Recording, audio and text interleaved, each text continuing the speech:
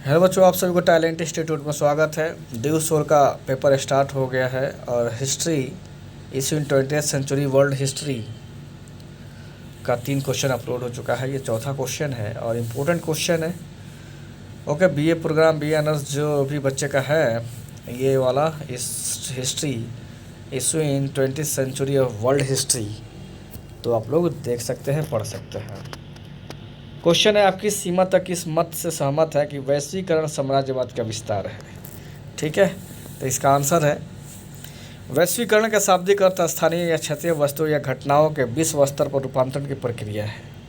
ठीक है, इसे एक ऐसी प्रक्रिया का वर्णन करने के लिए भी प्रयुक्त किया जा सकता है जिसके द्वारा पूरे विश्व के लोग मिलकर एक समाज बनाते हैं तथा एक साथ कार्य करते हैं।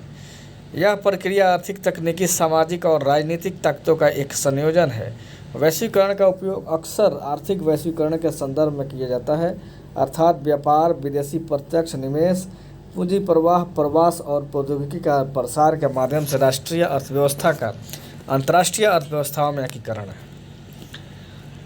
ठीक है, वैश्वीकरण को एक सदियों लंबी प्रक्रिया के रूप में देखा जाता है जो मानव जनसंख्या और सभ्यता के विकास पर नज़र रखती है, जो पिछले 50 वर्षों में नाटकीय ढंग से त्वरित हुई है।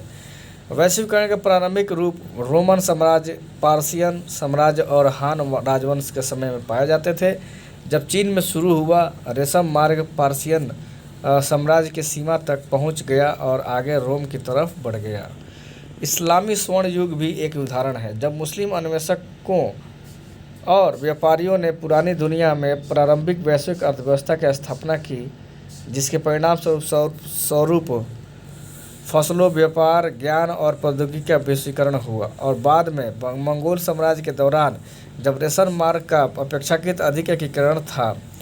व्यापक संदर्भ में वैश्वीकरण की शुरुआत 16वीं शताब्दी का अंत से पहले हुई। यह स्पेन और विशेष रूप से पुर्तगाल में हुई। 16वीं शताब्दी में पुर्तगाल का वैश्विक विस्तार विशेष रूप से एक बड़े पैमाने पर महाद्वीपों, अर्थव्यवस्था और संस्कृतियों से जुड़ा हुआ था। पुर्तगाल का अफ्रीका के अधिकांश तटों पर ठीक है ना, पुर्तगाल का अफ्रीका के अधिकांश तटों और भारतीय क्षेत्रों के साथ विस्तार और व्यापार वैश्वीकरण का पहला प्रमुख व्यापारिक रूप था।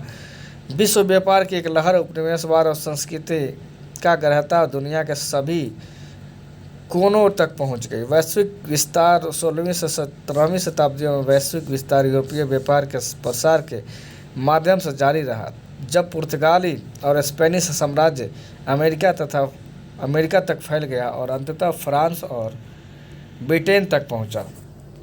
वैश्वीकरण ने दुनिया भर में संस्कृति, खासकर स्वदेशी संस्कृति पर रोक जबरदस्त प्रभाव डाला। ठीक है, 17वीं सदी में वैश्वीकरण एक कारोबार बन गया जब डच ईस्ट इंडिया कंपनी की स्थापना हुई, जो पहली बहुराष्ट्रीय निगम कहलाती है। अंतर्राष्ट्रीय व्यापार और में उच्च जोखिम के कारण डच ईस्ट इंडिया कंपनी दुनिया की पहली कंपनी बन गई जिसने स्टॉक के जारी शेयरों के माध्यम से कंपनियों के जोखिम और संयुक्त स्वामित्व के शेयर किया। यह वैश्वीकरण के लिए एक महत्वपूर्ण संचालक रहा। साम्राज्यवाद वह दृष्टिकोण है जिसके अनुसार कोई महत्वाकांक्षी राष्ट्र अपनी शक्ति और गौरव को बढ़ाने के लिए अन्य देशों को प्राकृतिक और मानवीय संसाधनों पर अपना नियंत्रण स्थापित कर लेता है। यह हस्तक्षेप राजनीतिक, आर्थिक, सांस्कृतिक या अन्य किसी भी प्रकार का हो सकता है। इसका सबसे प्रत्यक्ष रूप किसी क्षेत्र को अपने राजनीतिक अधिकार में ले लेना एवं उस क्षेत्र में निवासियों के विविध अधिकारों को वंचित करना है। देश के नियंत्रित क्षेत्रों के साम्राज्य कहा जाता है। साम्राज्यवादी नीति के अंतर्गत एक राष्ट्र राज्य अपनी सीमा के बाहर जाकर दूसरे देशों और राज्यों में हस्तक्षेप करता है। साम्राज्यवादी का विज्ञान सम्मत सिद्धांत लेनिन ने विकसित किया था, लेकिन लेनिन ने 1916 में अपनी पुस्तक साम्राज्यवाद पूंजीवाद का अंतिम चरण में लिखा कि साम्राज्यवाद एक निश्चित आर्थिक अवस्था है जो पूंजीवाद के चरम विकास के समय उत्पन्न होती है।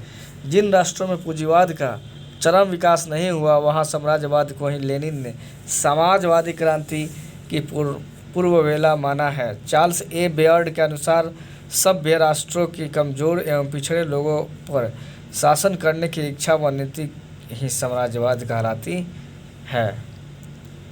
वैश्वीकरण और साम्राज्यवाद में समानता है। वैश्वीकरण को साम्राज्यवाद का ही नया रूप माना जाता है। ठीक है, इन दोनों में हमें निम्न समानताएं देखने को मिलती है। विकसित देशों का प्रभुत्व, वैश्वीकरण में भी साम्राज्यवाद के समान विकसित देशों का प्रभुत्व देखने को मिलता है। साम्राज्यवाद में यह प्रभुत्व ब्रिटेन, फ्रांस, पुर्तगाल आदि देशों का था, तो वैश्वीकरण में यह प्रभुत्व America, Britain, France, Germany, Japan, Canada आदि देशों का है। समान आर्थिक प्रकृति, यद्यपि वैश्वीकरण और साम्राज्यवाद जीवन के प्रत्येक पक्ष पर अपना ध्यान पर प्रभाव डालते हैं, लेकिन इससे बावजूद दोनों की प्रकृति आर्थिक ही है। वैश्वीकरण भी साम्राज्यवाद के समान मुक्त व्यापार एवं वाणिज्य पूंजी के मुक्त निवेश, मुक्त आयात निर्यात व्यवस्था को प्राथमिकता देता है। शोषणकारी चरित्र, मानवीय मूल्यों की स्थापना और विकास की आड़ में दोनों का चित्र शोषणकारी है। दोनों में विकसित और संपन्न देश के द्वारा तृतीय विश्व के देशों को शोषण किया जाता है। रॉबर्टसन ने वैश्वीकरण और साम्राज्यवाद को एक मानते हुए कहा कि वैश्वीकरण साम्राज्यवाद का उत्तर है। छोटे देशों पर नियंत्रण, वैश्वीकरण में भी साम्राज्यवाद के समान छोटे देशों की नीतियां अपनाने के लिए बाध्य किया जाता है, जिससे विकसित देश में बहुराष्ट्रीय निगमों को अधिक से अधिक लाभ प्राप्त हो। साम्राज्यवाद में ईस्ट इंडिया कंपनी थी, तो आधुनिक समय में फोर्ड फाउंडेशन का नाम प्रमुखता से लिया जा सकता है।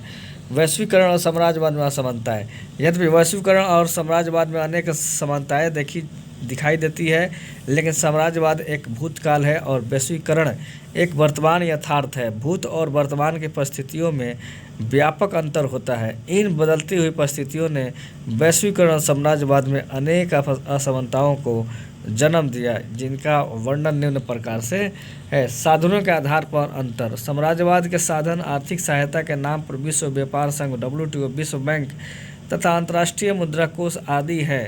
राजनीतिक प्रभुत्व के आधार पर अंतर, साम्राज्यवाद में हमें साम्राज्यवादी देशों द्वारा साम्राज्यवाद के शिकार देशों का शासन व्यवस्था पर प्रत्यक्ष राजनीतिक नियंत्रण एवं प्रभुत्व देखने को मिलता था, लेकिन वैश्वीकरण लोकतांत्रिक मूल्यों और आत्मनियंत्रण के अधिकार को मान्यता देता है तथा राजनीतिक नियंत्रण को स्वीकार नहीं करता है।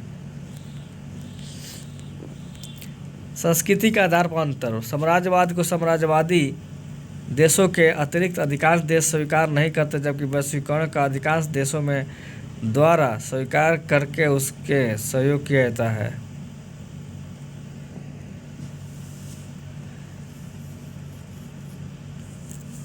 तकनीक के आधार पर अंतर, साम्राज्यवाद अपनी स्थापना और उद्देश्य प्राप्ति के लिए नई तकनीक के प्रयोग को अपनाना था, जबकि वैश्वीकरण में नई तकनीक के तृतीय विश्व देशों को हस्तांतरित करने पर बल दिया जाता है। सामाजिक पक्ष के आधार पर अंतर, साम्राज्यवाद का केवल आर्थिक और राजनीतिक पक्ष था, लेकिन वैश्वीकरण का सशक्त सामाजिक पक्ष है।